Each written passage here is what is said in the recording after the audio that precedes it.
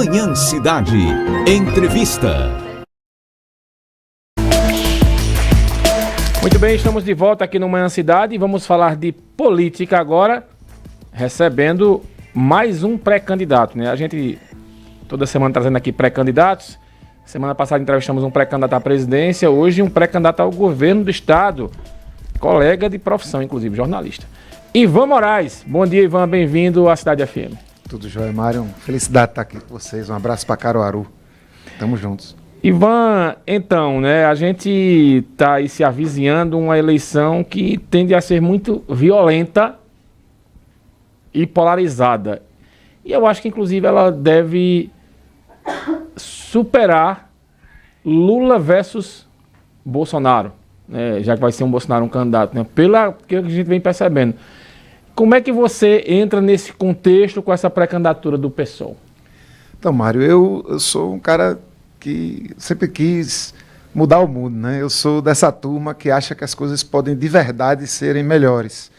E demorei muito para entrar na política partidária. Assim, sou jornalista, atuei com organizações da sociedade civil mais de 20 anos. E aí, quando veio 16, que foi aquele momento do golpe, eu entendi que não bastava eu estar nas ruas, não bastava eu estar na sociedade civil, eu precisava botar o pé na porta. Eu precisava botar a cara mesmo e participar desse negócio tão esquisito que é a política partidária. Então, desde aquele momento que eu já entendia que a gente precisava ter um outro jeito de fazer política. Existe uma polarização nacional, é uma polarização que eu entendo que nesse momento é inevitável.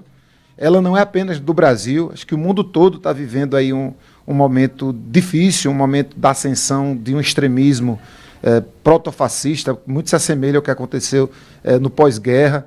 É um mundo que está polarizado entre um campo liderado hoje por Donald Trump, mas que também tem o pessoal da Hungria, também tem o pessoal do El Salvador, do Equador, o próprio Bolsonaro, quando estava aqui no Brasil, integrava esse grupo que queria levar o mundo para um outro lugar, e tem uma resistência a esse movimento, que não é ainda uma resistência que nos leva ao mundo que a gente quer, mas é uma resistência que tem impedido a gente de retroceder.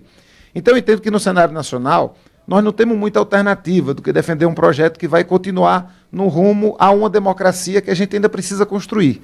Eu não entendo que a gente vive numa democracia plena. Eu entendo que a gente vive num caminho para um tipo de democracia que a gente ainda tem que construir. Veja, mas só para assim, você está concluindo o raciocínio, Isso. E eu vou deixar uma pergunta para você responder depois que concluir esse raciocínio. Porque os bolsonaristas eles também falam nisso, que a gente não vive uma democracia plena. Mas conclua. Não, que bom que eles acham isso também. Agora, eu não sei o que é que eles entendem por democracia, que democracia é uma palavra interessante. Né? No filme recente agora, que é Apocalipse nos Trópicos, que eu indico até a todo mundo, tem o Malafaia dizendo a democracia é quando a maioria manda. Eu entendo que essa não é uma democracia, essa é uma ditadura da maioria. Uma democracia é quando todo mundo tem informação e tem protagonismo sobre as decisões que afetam suas vidas. Então essa democracia eu quero construir de verdade. E a gente tem uma resistência a esse movimento de retrocesso, de que acha que quem esteve sempre no poder deve continuar no poder. Então no Brasil a gente tem essa questão. Eu acho que todo mundo que está no campo republicano, todo mundo que acredita numa democracia possível de ser construída, em que todas as pessoas têm direitos, eu entendo que vai precisar defender a candidatura do presidente Lula.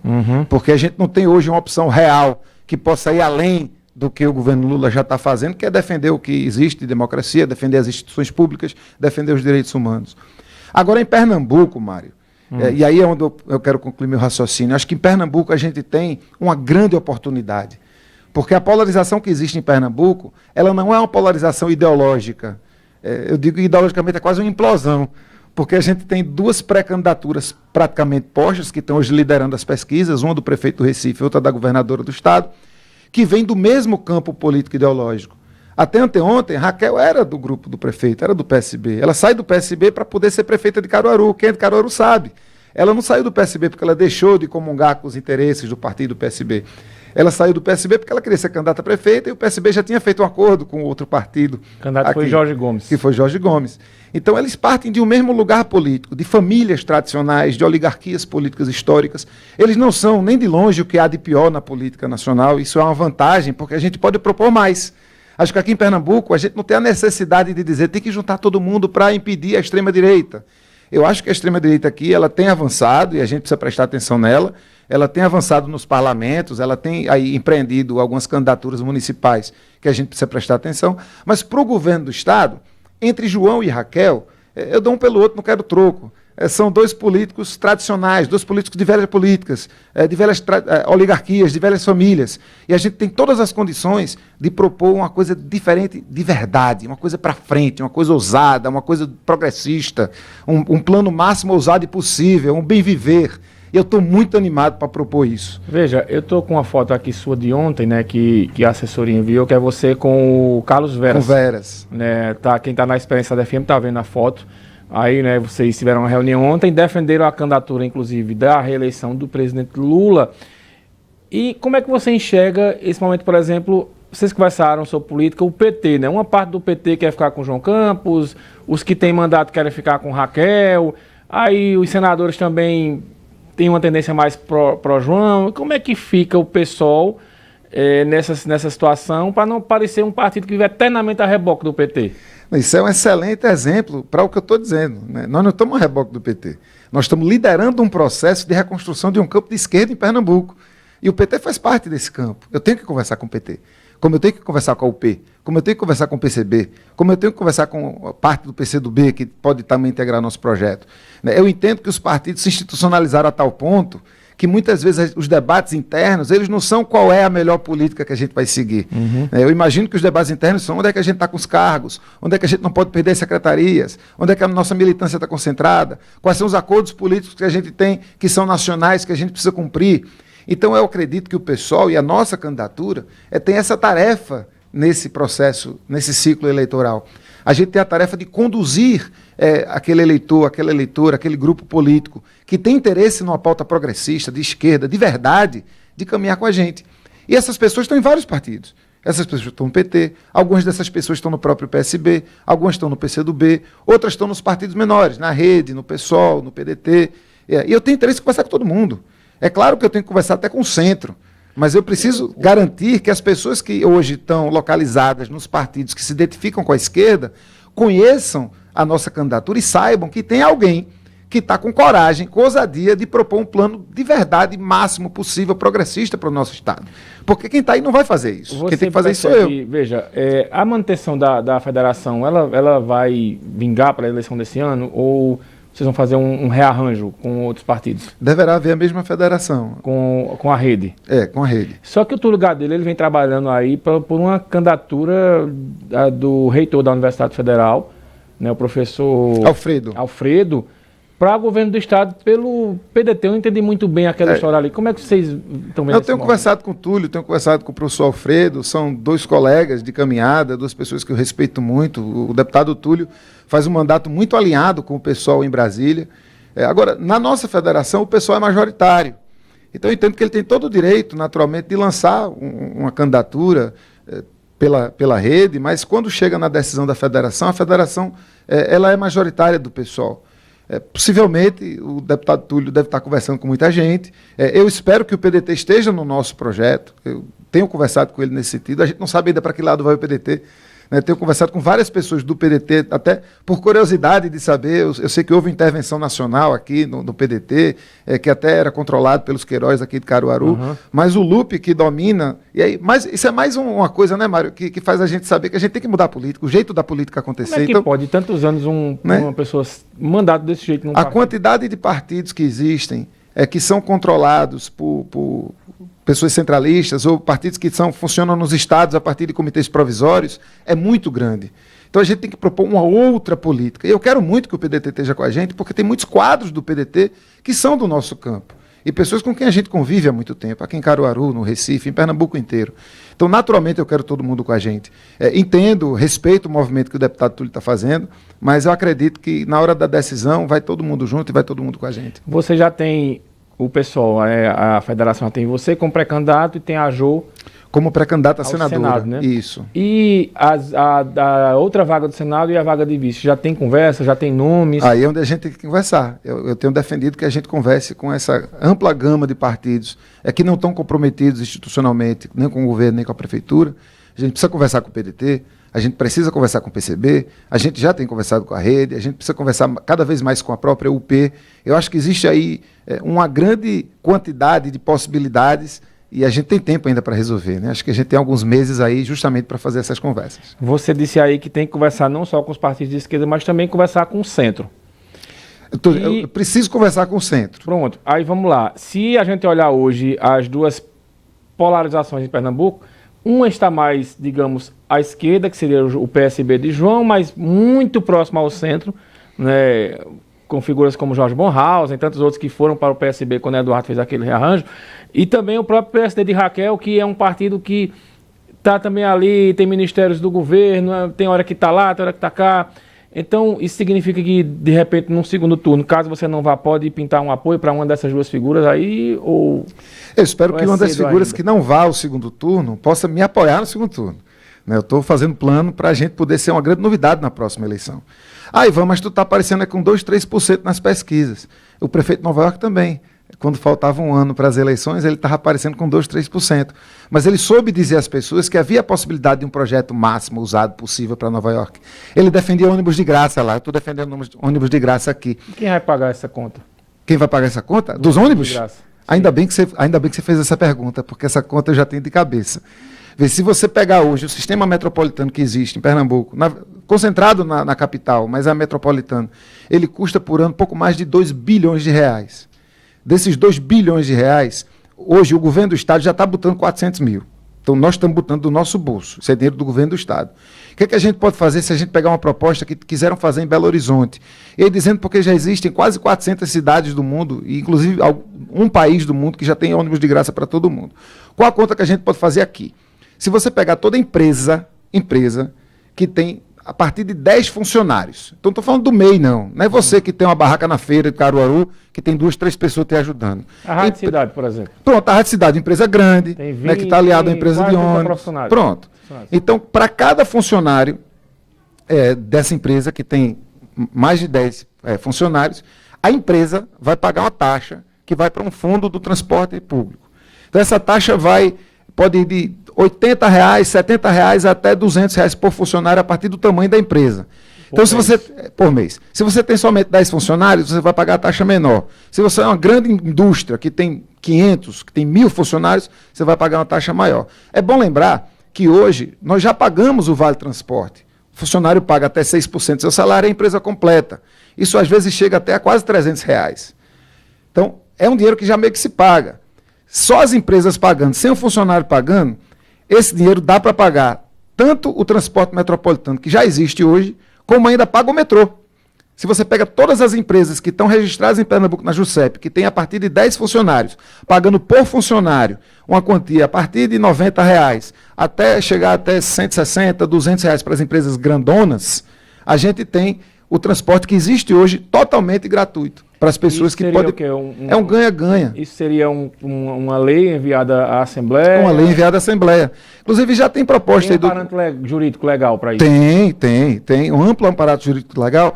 E, digo mais, muitas das empresas que já existem hoje não são contra isso. Porque elas têm a garantia de que vão receber. Eu não estou dizendo que a gente vai dar calote nas empresas. Elas vão ser fiscalizadas, elas vão receber e o transporte vai existir. E é um ganha-ganha por quê? A empresa ganha, o povo ganha, o comércio ganha, porque o trabalhador, a trabalhadora, além de estar com o dinheiro da passagem no bolso, ele ainda ou ela vai ter condições de ir pegar o transporte para ir comprar as coisas. Ou vai ter o transporte para fazer seu lazer, ou vai ter seu transporte para ir trabalhar, para poder estudar, para poder ir no shopping center, para poder ir no teatro, para poder ir no cinema, para poder fazer o que quer que seja. Veja, uma questão sensível disso aí. A gente teve agora a empresa aqui tradicional de Caruaru, que foi anunciado que vai fechar, e a alegação foi justamente de irregularidades. A oficial foi irregular, foi questão financeira, que não estava se pagando.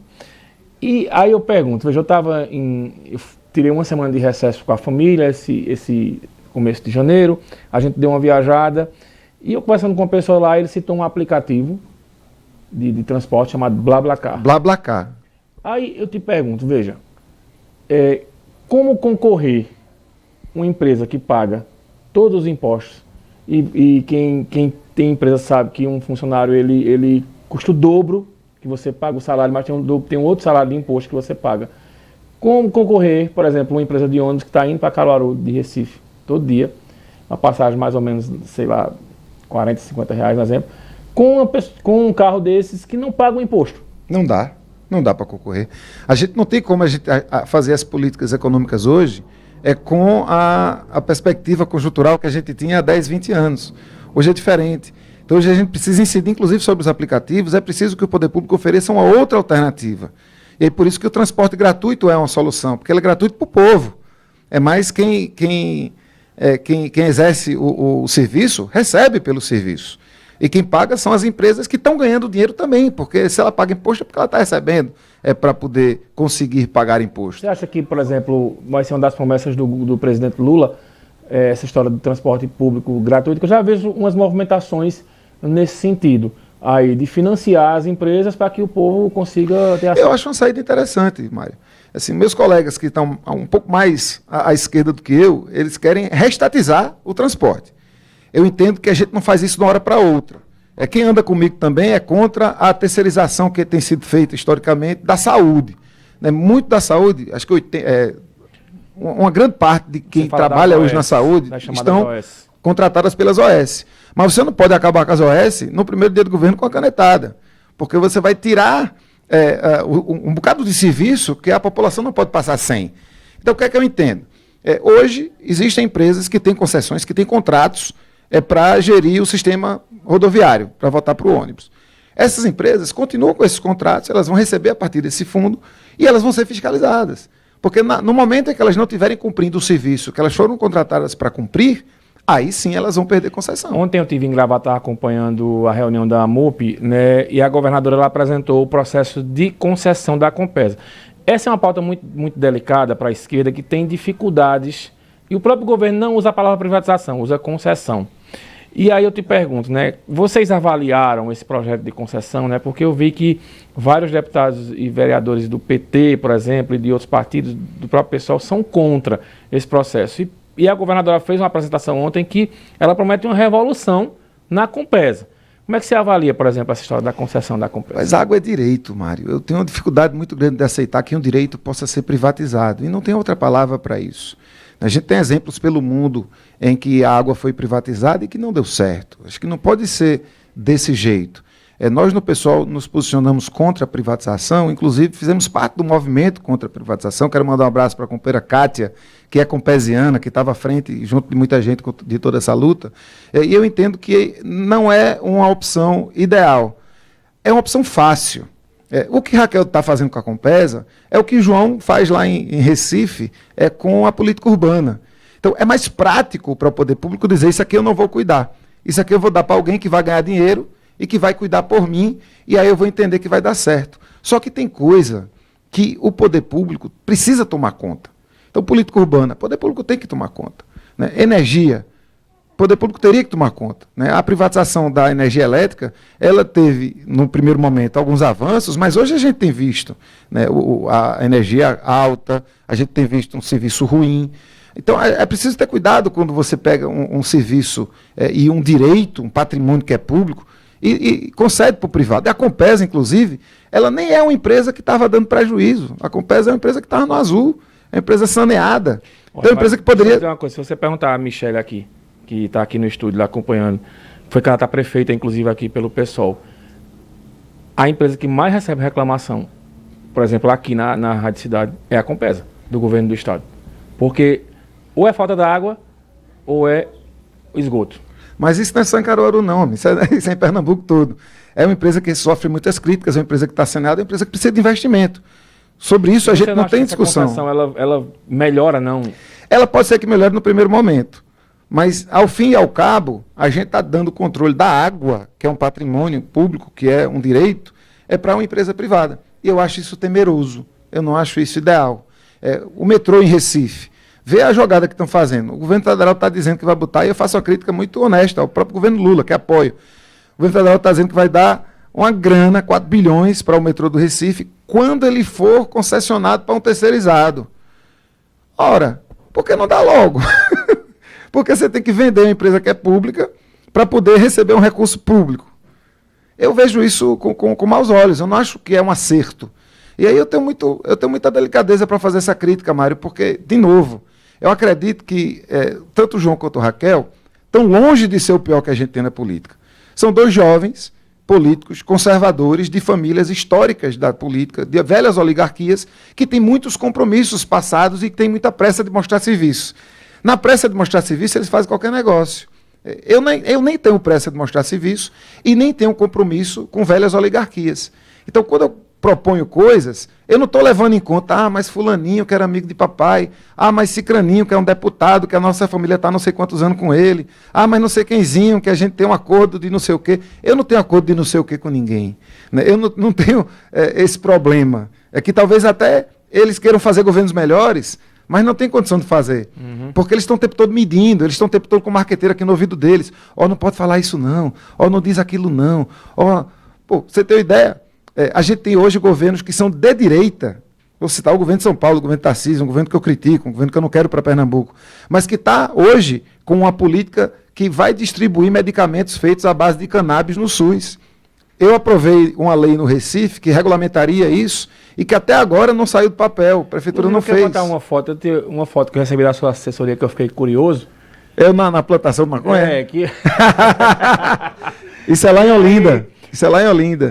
Isso é lá em Olinda. Aí eu vou perguntar isso ao Ivan. Você acha que a gente vivendo num estado que ele tem uma parte da população conservadora, esse tipo de foto não perde voto não, Ivan? A cannabis é uma planta, proibir não teve jeito. É remédio, emprego e renda, é tratada com respeito. Um programa estadual da Caatinga ao litoral chega a me aquecer o peito. Mário, hoje tem milhões de pessoas no mundo que precisam de remédios que são feitos com essa planta. Isso aqui é uma planta. Eu não estou falando de nada que foi feito pelo ser humano. É uma planta.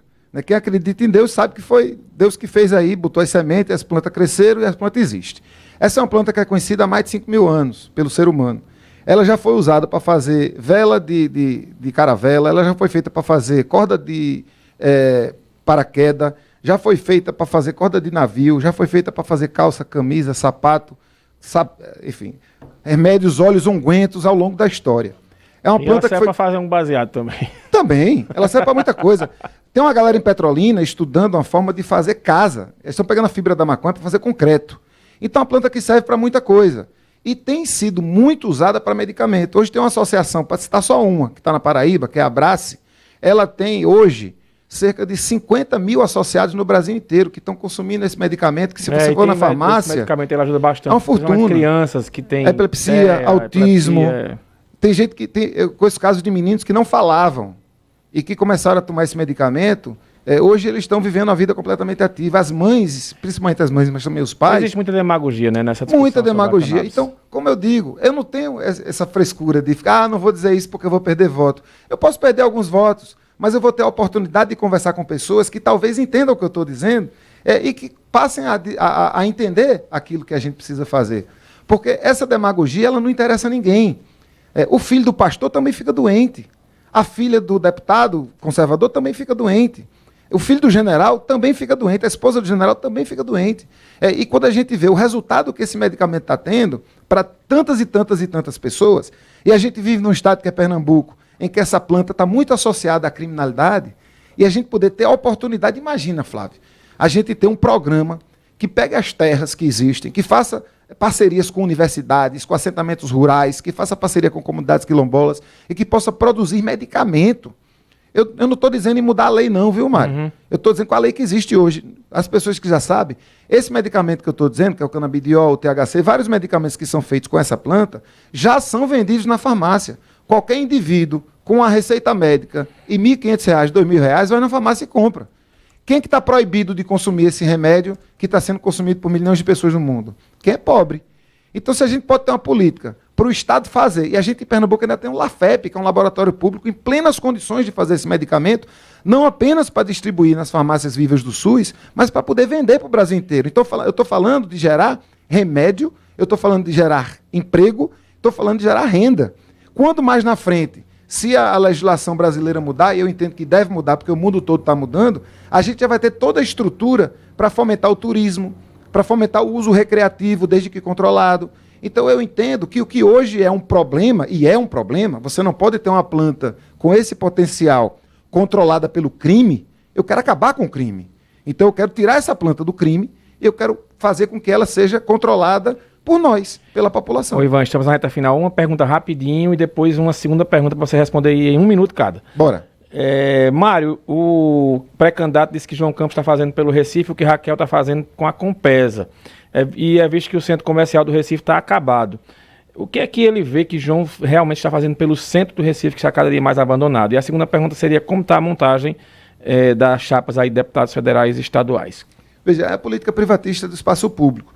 Em Recife, João já privatizou os 4 maiores parques. Você tem 4 parques em locais privilegiados da cidade, por menos de 300 conto, menos do que o preço de um carro de luxo, hoje estão concedidas por 30 anos a uma empresa. De graça.